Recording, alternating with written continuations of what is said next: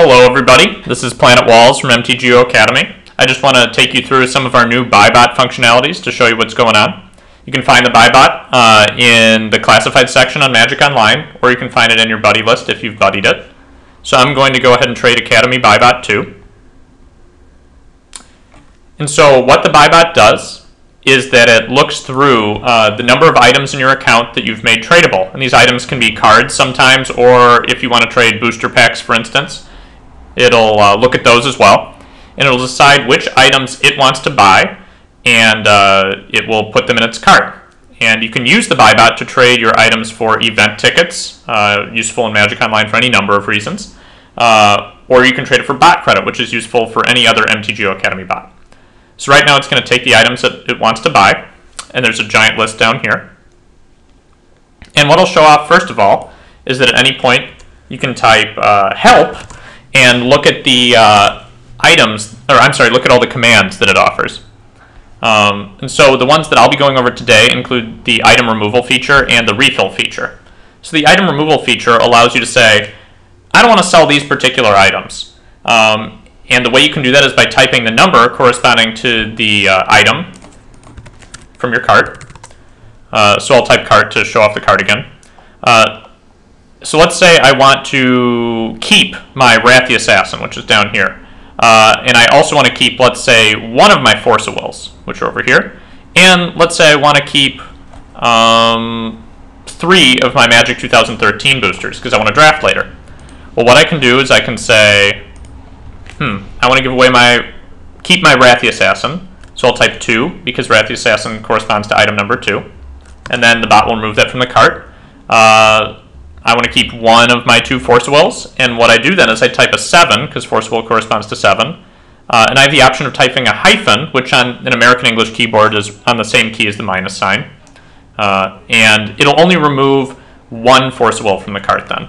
And what else did I say? I wanted to keep 2 of my mountains?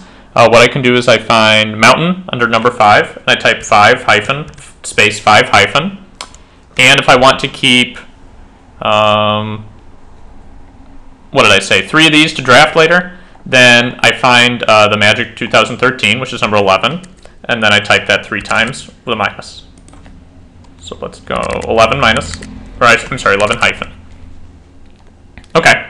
So I type enter, and what happens is the bot will remove those items from its cart. It'll let me keep those items, and basically what I'm saying is I don't want to sell these particular items for event tickets or bot credit. And I can go back and do this any number of times. So let's say I want to remove these skull clamps. Let's say I don't want to trade these. Maybe I've got some skull clamps from another set that I'd rather trade, not these. I go through and I look at the cart and I say skull clamp. That's item number 8. I don't want to trade those to the BuBot. So I type number 8. The bot will go through and it'll remove the skull clamps. Let's say also I want to keep my Steel Overseer avatar and also my Wanvuli Ooze and this promo Eternal Witness. So I'll wait for it to update the cart.